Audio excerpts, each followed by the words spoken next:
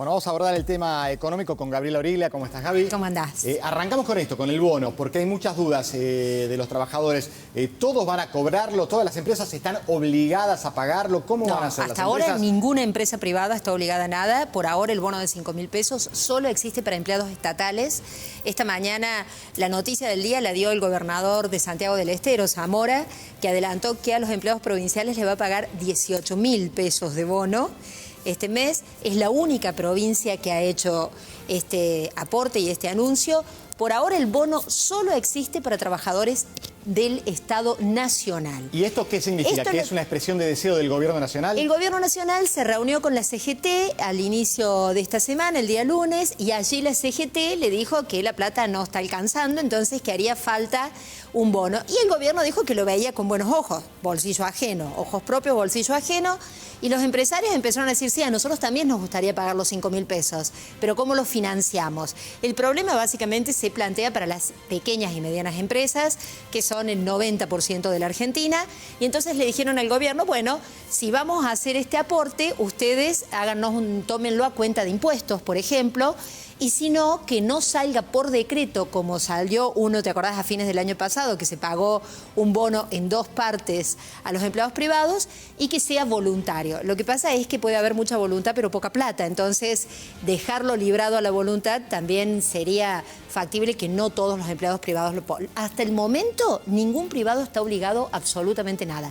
A lo mejor mañana que viene Dante Sica a Córdoba con doble agenda de 2 actividades, allí puede terminar oficializando algo. Pero hasta hoy no hay nada. Ahora, el gobierno lo hace oficial y a partir de ahí, aún así, aún si es oficial, ¿están obligadas las empresas privadas a pagarlo? Sí. Ahí si sí. El gobierno lo determina por decreto, igual que lo hizo a fines del año 2018, están obligadas a pagarlo. El tema es cómo van a hacer. Bueno. ¿Cómo van a hacer? Puede haber un acuerdo que lo tome a cuenta de impuestos, entonces sería un costo compartido entre la nación y las empresas privadas. Me parece que lo que no va a hacer el gobierno es dejarlo a que sea voluntario, porque en ese caso se correría el riesgo que la mayor parte de los empleados privados no lo cobren. Bueno, mañana seguramente haya más detalles. A lo mejor con Sica mañana tenemos alguna novedad. Gabriela, el otro punto tiene que ver con el modelo Portugal, este modelo que Alberto Fernández parece recoger como la gran experiencia europea para tener en cuenta en caso de que llegue al poder.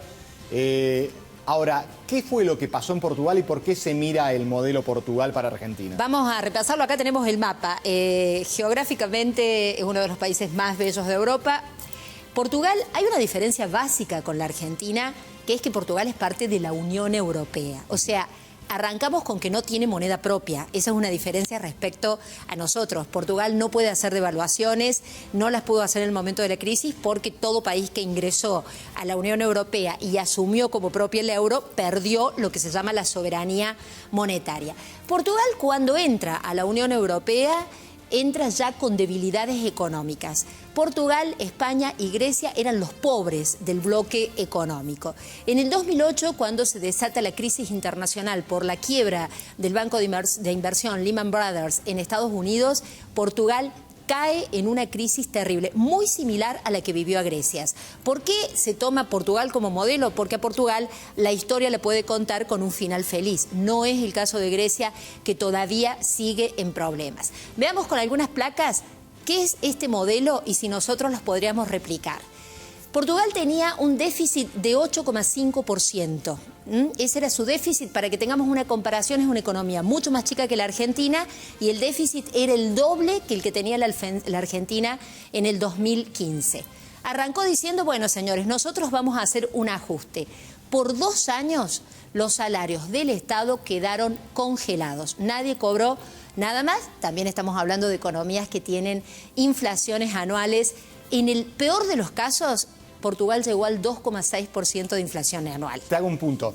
Bajó el desempleo en Portugal, sí. El crecimiento supera la media europea, pero se hizo un ajuste muy fuerte. Bestial. El ajuste fue bestial. Digo, congelar salarios con una inflación del 2,6 es imposible pensar en esta medida con una inflación del 50 como tiene Argentina. Esta fue una de las primeras medidas. Otras de las medidas que tomó Portugal, eliminó el aguinaldo para empleados públicos y privados durante un año. nadie cobró aguinaldos, tiene otro nombre, el sueldo complementario, pero es lo que conocemos acá como, digo, esto está demostrando que el ajuste era del Estado y también de los privados. Ahora, todos ponían. Discutible o no, esta podría llegar a llevarla a cabo, pero la anterior imposible con la inflación que vos Imposible, marcaste. con la inflación que tenemos hoy, imposible. Otra de las decisiones que tomaba Portugal, más horas de trabajo, todo al mismo precio. Se pasó a una semana laboral de 35 a 40 horas. ¿Qué permitió este combo de estas tres medidas? Una ganancia de productividad y competitividad enorme frente al resto de Europa. Era mucho más barato Portugal en costos laborales que el resto de Europa. Portugal pasó de un desempleo del 12% a tener hoy uno del 6%. Es uno de los desempleos más bajos de la Unión Europea y por eso también está recibiendo inmigrantes para poder ocupar puestos de trabajo. Es decir, tiene que ver con que es muy barato trabajar en Portugal. El modelo que está viendo a Alberto Fernández para aplicar en la Argentina, en caso de llegar al poder, implicaría una reforma laboral la misma que le negó a la CGT. Es exactamente lo que acabas de describir. Este modelo es impensable sin una reforma laboral. Claramente no se hizo con el nombre de reforma laboral, pero se ganó productividad y competitividad en Portugal, reduciendo costos, que es lo que ha dicho Alberto Fernández que no está dispuesto a hacer en la Argentina. ¿Quién fue? Acá tenemos, bueno, el arranque aumentó fuertemente el desempleo, 12%, decíamos, ahora está en 6%, ha bajado fuertemente y la pobreza que llegó al 10%, hoy tiene un nivel de pobreza que está debajo del 3%. En el 2014, en el 2010 no podía pagar la deuda. En el 2011 ellos no tienen el Fondo Monetario Internacional, tienen más, la Troika se llamaba, ¿qué era la Troika? Comunidad Europea, Banco Europeo y Fondo Monetario le pusieron 80.000 millones de euros a Portugal para solucionar su crisis.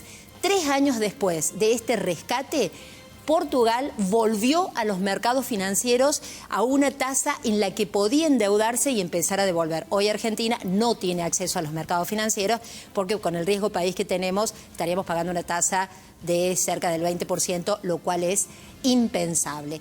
Ahí tenemos el rescate, se subió los impuestos, Portugal tiene para lo que es la Europa continental, no contando Escandinavia, una de las cargas impositivas más altas, 36% es más o menos la presión tributaria que soportan los portugueses y por supuesto menos gasto, más impuestos, se redujo el rojo y hay una economía saneada. También hubo algo importante en Portugal, es que fue la cohesión política que ayudó a llevar adelante esta reforma importante de su economía. Gobierna un partido socialista en alianza con otros partidos. Es un modelo que no parece fácil de trasladar a la Argentina. Gobierna una coalición socialista con la izquierda, incluso con, no sé si el Partido Comunista, pero está la izquierda extrema. Pero está la izquierda extrema. ¿Esta fuerza, esta coalición fue la que implementó el ajuste o la que llegó después del ajuste? Es la que implementó el ajuste. Fue un gobierno de perfil progresista, no es este gobierno porque cambió el presidente, pero digo, el perfil de quien implementó el ajuste fue un perfil progresista. Ahora estamos hablando mucho de Portugal y de Uruguay, porque Uruguay también logró reperfilar su deuda. En los dos casos hay algo que parece impensable en la Argentina, que es la cohesión política para llevar adelante una medida con apoyo de todas las fuerzas políticas o al menos de la mayoría de las fuerzas políticas. Te hago la última, cortita. ¿Por qué funcionó en Portugal y no en Grecia? Porque en Grecia la deuda era mucho más alta, porque el partido que ganó en Grecia se resistió a hacer muchos de los ajustes que reclamaban los que le habían prestado el dinero, entonces se quedó a mitad de camino y Grecia está mejor que en la crisis terminal del 2010, pero no ha logrado los resultados económicos que hoy tiene Portugal. Te dije la última y ahora sí la última. Con el dólar a 60, es intuitivo esto, pensé que querías ir a Lisboa. Es intuitivo esto. ¿Podrá hacer, en caso de llegar al poder Alberto Fernández, este ajuste que los empresarios le pedían a Macri? Vos sabés que en esto, hoy hablábamos justamente con un colega, es probable que el peronismo haga un ajuste mucho más fuerte que el que ha logrado hacer Macri. Probablemente porque siempre gobierna con los sindicatos al lado y con los gobernadores. Hay que ver el país, seguramente Alberto Fernández va a hablar también de la herencia, de lo que va a haber dejado el gobierno de Macri, si es que Fernández se impone o el 27 de octubre o en el balotaje, pero todos tenemos la impresión de que se viene un ajuste nuevamente en la Argentina. Probablemente no tenga la forma de una reforma laboral o de una reforma previsional, pero sí va a haber cajas que se van a tocar. Atención con las provincias en eso. Gracias, Gabriela.